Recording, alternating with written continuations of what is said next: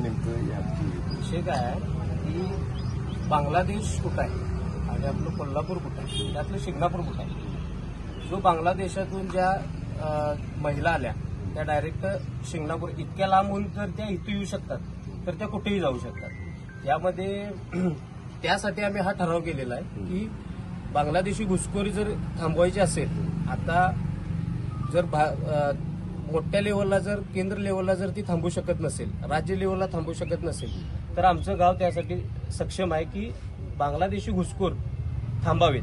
यामध्ये कुठल्याही प्रकारचे की बाबा आमच्या गावात पहिल्यापासून मुसलमान आहेत, मुसलमानांचा आम्हाला विरोध नाही की फक्त विरोध आहे तो बांगलादेशी घुसखोरांना.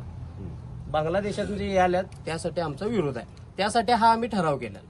नाही, ठरावामध्ये